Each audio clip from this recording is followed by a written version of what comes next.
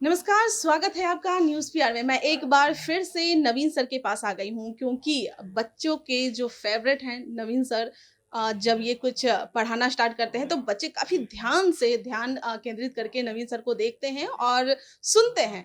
इसलिए news PR में कई स्टूडेंट हैं जो नवीन सर के हैं और भी कई जो तैयारी करने वाले हैं, एनटीपीसी की तैयारी करने वाले हैं, कई स्टूडेंट हैं जो न्यूज़ पीआर से जुड़े हुए हैं और उनकी कई समस्याएँ हमारे सामने आती हैं और वो हमसे पूछते हैं कि इस चीज़ को तैयारी हम कैसे करें?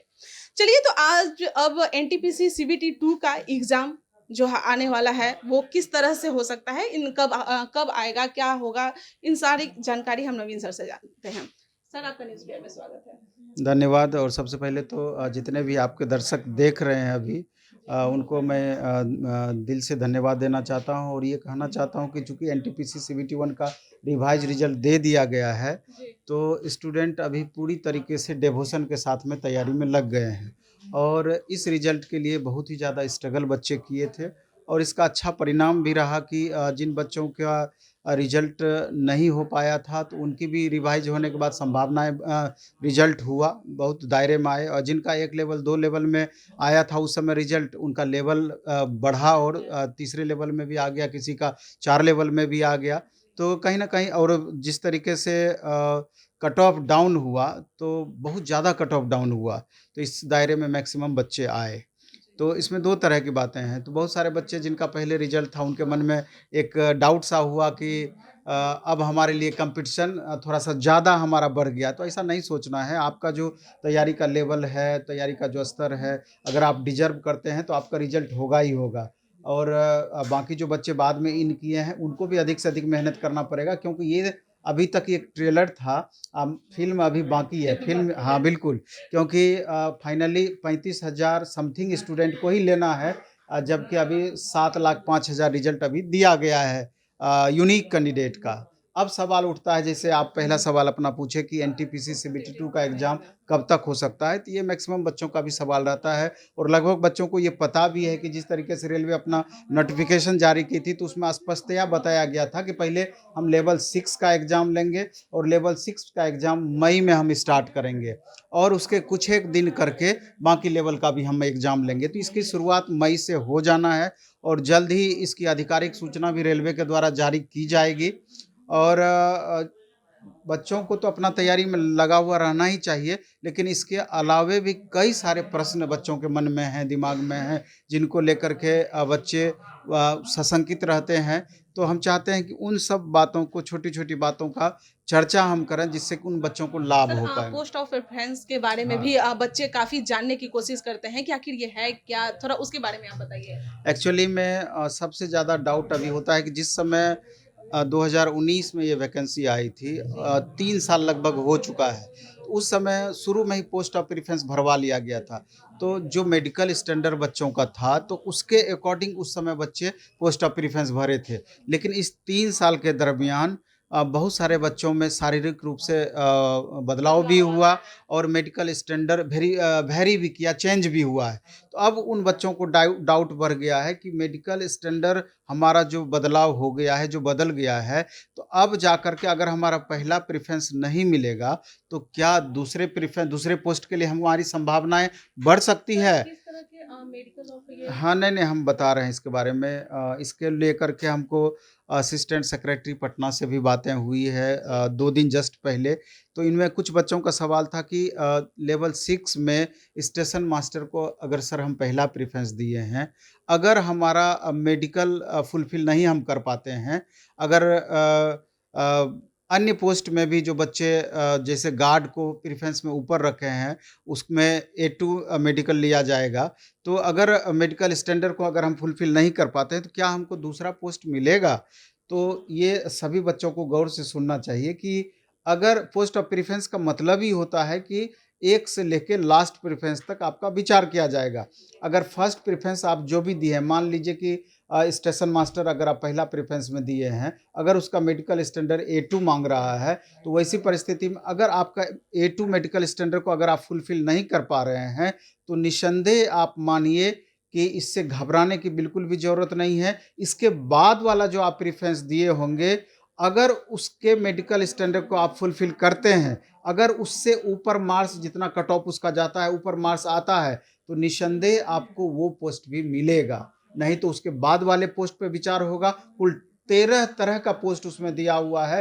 अंतिम पोस्ट तक का अगर एलिजिबिलिटी आपके पास बनता है, मेडिकली आप फिट लास्ट पोस्ट तक पाए जाते हैं, तो निस्संदेह आपको वो पोस्ट होल्ड होगा। इसलिए इसको लेकर के घबराने की बिल्कुल भी ज़रूरत नहीं है। सर, घबराने की बात जहाँ पर आई है, वहाँ पर मैं आपको बता दूँ कि अभी एनटीपीसी के एग्ज़ाम में जो लैंग्वेज का जो प्रॉब्लम था, वो भी बच्चों को काफ़ी घबराहट उससे हो रही थी कि लैंग्वेज वो जब पहले चुनते हैं, उसके बाद कई ऐसे क्वेश्चन आते हैं, उसमें उनको लैंग्वेज में प्रॉब्लम हो जाता है, हिंदी, इंग्लिश इस तरह से प्रॉब्लम होता है। वहाँ पर अब क्या करें बच्चे? एक्चुअली में लैंग्वेज प्रॉब्लम को लेकर के हिंदी भाषी क्षेत्र के पचासों हज़ार बच्चे प्रभावित हैं और लगातार हमसे सवाल करते हैं कि सर उस समय लैंग्वेज इशू को भी हाई लेवल कमेटी के पास रखा गया था, लेकिन रेलवे इसकी चर्चा कहीं पर कहीं नहीं नहीं की कर रही है। जब वो अपना रिपोर्ट सौंपी या जी। रिपोर्ट दी तो। हुँ, हुँ। तो ये एक मेजर प्रश्न है। इसमें हम रेलवे के संबंधित अधिकारी से भी बात करने की कोशिश किए, लेकिन स्पष्टतया वो भी इसको बताने के लिए तैयार नहीं हैं। उनका कहना है कि ये रेलवे भर्ती बोर्ड दिल्ली के मतलब मंत्रालय से ही ये अंतिम निर्णय लिया जाता है, तो अभी हम लोग को बिल्कुल भी इसकी जानकारी नहीं है। लेकिन चूँकि ये कंसर्न एजेंसी जो है रेलवे कंडक्टिंग एजेंसी, ये उसका काम है। तो मेबी चूँकि चर्चाएँ उस समय हुई है, तो हो सकता है कि लास्ट टाइम में जाकर के ये एक ऑप्शन वहाँ पर बढ़ा सकती है, लेकिन अभी ये कन्फर्म नहीं है। या एग्ज़ाम से पहले एक नोटिफ़िकेशन के थ्रू इसको क्लियर भी कर सकती है। लेकिन अब भी इसके बारे में जब तक क्लियर नहीं कर देती है, मेरे ख़्याल से उचित नहीं है कुछ भी टिप्पणी करना इसके बारे में। यानी कि अभी तक ये कन्फर्म हाँ, नहीं वो है। हो सकता है कि उस समय हो हो भी। भी जाए और दिक्कत भी रहे, दोनों बातें हैं इसमें। और बच्चे टाइपिंग टेस्ट जब हो जाता है तो टाइपिंग टेस्ट भी देते हैं, तो उस समय किस तरह से अभी वो तैयारी करना स्टार्ट करें कि उस समय वो क्वालीफाई कर सकें?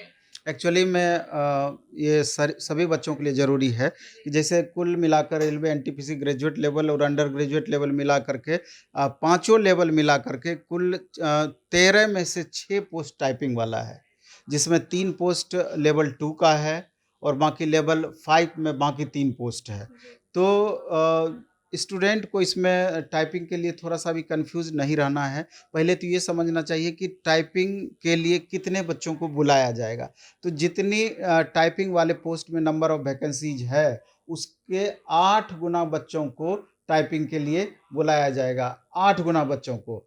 और जो बच्चे को लगता है कि एक होप है कि हमारा रिज़ल्ट हो जाना चाहिए, हमारा तैयारी बेहतर है, तो मेरा अपना मानना है कि आधा घंटा ही टाइपिंग करें, अभी से आपको लगना चाहिए क्योंकि रिज़ल्ट जिस समय आएगी, उस समय अचानक आपको टाइम बहुत ज़्यादा मिलेगा नहीं और आप पहले से अगर नहीं जान रहे हैं टाइपिंग तो आप परेशान हो जाएँगे। तो ऐसी परिस्थिति में जिसमें हिंदी अथवा इंग्लिश जिसमें आप कम्फ़र्ट फ़ील करते हैं, अभी से आपको टाइपिंग स्टार्ट कर देना चाहिए और जनरली इंग्लिश में अगर आप टाइपिंग करते हैं, तो हिंदी के बनिस्पत आप ज़्यादा कंफर्टेबल रहेंगे। वैसे पर्सन टू पर्सन ये वैरी कर सकता है।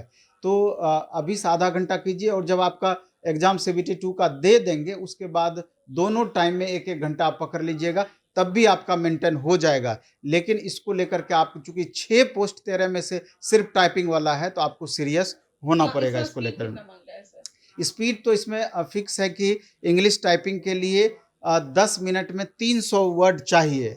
तो इसका मतलब होता है कि 30 वर्ड प्रति मिनट का स्पीड इंग्लिश में होना चाहिए और 25 वर्ड प्रति मिनट हिंदी में होना चाहिए। यानी कि 250 वर्ड 10 मिनट में चाहिए होता है और इसमें एरर जो होता है जैसे कि इसमें बैक स्पेस आपका नहीं काम करेगा, उसको रेलवे मान्यता नहीं देती है। यानी कि एरर को आप सुधार नहीं सकते हैं, इसलिए बहुत सावधानीपूर्वक करना है। इसमें 5% एरर को माफ़ किया गया है। यानी कि अगर आप 300 का 5% करेंगे तो 15 एरर आपका माफ़ रहेगा और हिंदी में साढ़े 12 एरर माफ़ रहेगा। जनरली यही क्राइटेरिया और उसका एक सॉफ्टवेयर होता है। तो सॉफ्टवेयर पर ही आप प्रैक्टिस करें तो बेहतर होगा। उस सॉफ्टवेयर में क्या है जब आप टाइपिंग देने जाइएगा तो आधे स्क्रीन पर आपका मैटर लिखा हुआ रहेगा। जब आप टाइपिंग कीजिएगा तो आधा स्क्रीन पर आपका टाइपिंग होगा। तो एक टाइपिंग मास्टर करके एक सॉफ्टवेयर है, तो बच्चे वहाँ पर टाइपिंग करें तो मेरे ख्याल से ज़्यादा बेहतर है। सर आपने जैसा बताया कि टाइपिंग में जो एरर की जो संभावनाएँ होती हैं वो तो जैसा मैं सुनी सर के माध्यम से तो एक्यूरेसी का सबसे ज़्यादा आप ध्यान दीजिए।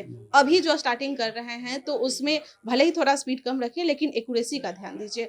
और सर कई बच्चों की ये भी समस्या होती है टाइपिंग को लेकर कि हम लोग जिस जगह पे टाइपिंग कर रहे हैं और वहाँ पे कंप्यूटर कुछ अलग हो जाता है, टाइपिंग ये बोर्ड प्रॉब्लम कर रहा है तो क्या अलग-अलग ये कंप्यूटर पे बैठ के बह टाइप करें? नहीं, नहीं, कंप्यूटर पर ही टाइपिंग करना है, अब टाइपराइटर मतलब मशीन पे कीबोर्ड टाइपिंग नहीं होता है। कीबोर्ड अच्छा, अब कंप्यूटर पर ही आप कीबोर्ड पे टाइपिंग करें। तो कीबोर्ड को लेकर ही प्रॉब्लम होता है बच्चों को कि हम लोग नहीं, जनरली क्या होता है कि अब कभी-कभी उस तरह का हो जाता है जहाँ आप टाइपिंग देने के लिए जाते हैं, कभी अकस्मात कुछ भी प्रॉब्लम हो जाएगा, टेक्निकल इश्यू, तो उसको लेकर के आप कुछ भी नहीं कर सकते हैं। वो आपका भाग्य ही खराब होगा, तो उस तरह का होना है। जनरली इसकी संभावना नहीं रहती है। इसलिए टाइपिंग करें और जहाँ पर भी अभी टाइपिंग कराया जाता है, सारे इस बात को समझते हैं और सब जगह उस तरह के सॉफ्टवेयर की व्यवस्थाएँ रहती है। कोई दिक्कत उसको लेकर सर नहीं। जैसा कि आपने कहा कि मई महीना में एग्ज़ाम शायद हो सके, मे बी ले भी सकता है, तो अब टाइम तो ज़्यादा बचा ही नहीं है, तो अब लास्ट में ये जो 2 महीने हैं, इसमें बच्चे क्या करें अब? किस तरह से वो अपने आप को पूरे तरीके से 2 तैयार करें? महीने भी नहीं कह सकते हैं नहीं, आप यस सर। लेवल 6 के लिए बाकी लेवल के लिए उतना टाइम मिल जाएगा। तो चूँकि 3 साल से तो लगातार बच्चे तैयारी ही करते आ रहे हैं और हमको लगता है सारे बच्चों का जो मेंस देने के लिए जा रहे हैं तो पहले से सारा कुछ पढ़ा हुआ है, इसमें कहीं कोई इफ बट वाली बात है नहीं। जी। हाँ, अब चूँकि 120 क्वेश्चन रहेगा, तो जिन बच्चों का मैक्सिमम स्कोर कर पाएँगे तो उसकी संभावनाएँ अधिक से अधिक रहेगी।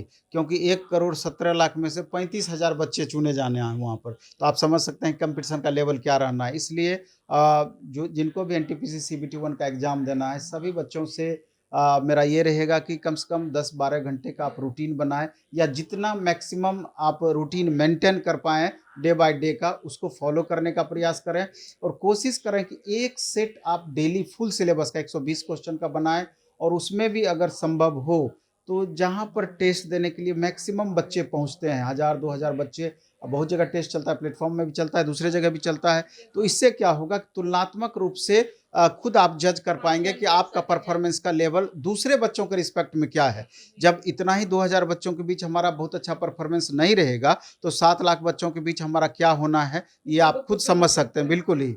और हमारा यही कहना होगा कि आप दूसरा क्या करना है कि सब्जेक्ट के इम्पोर्टेंस को समझें। जैसे कि 120 में 35 क्वेश्चन मैथ से, 35 क्वेश्चन रीजनिंग से है, तो मैथ रीजनिंग मिला के 70 क्वेश्चन पूछा जाना है। तो 70 क्वेश्चन इसका एक अलग अपना इम्पोर्टेंस है और ये दोनों ऐसा पेपर है जहाँ की मैक्सिमम स्कोर संभव भी है और स्कोर सब्जेक्ट भी है। तो संभव है तो प्रीवियस ईयर क्वेश्चंस का भी आप एनटीपीसी सीबीटी 1 का ही जो हुआ है, एक सेट मैथ का, एक सेट रीजनिंग का फुल सिलेबस के फुल टेस्ट के अलावे ज़रूर बनाने का कोशिश करें और करंट अफेयर्स 1 साल के अंदर का जो करंट अफेयर्स है उसको पढ़ने का प्रयास करें और साथ में स्टैटिक जीके भी करंट से रिलेटेड आपका पूछेगा। तो ये 2 पेपर आपको अच्छा इम्प्रूव करके रखना है। साइंस तो 12-13 क्वेश्चन पूछेगा और बाकी history, polity, economy, geography, arts वगैरह से जिस तरह का क्वेश्चन पूछा जाएगा, बहुत ज़्यादा टफ क्वेश्चन रहेगा नहीं, बहुत परेशानी नहीं होना है।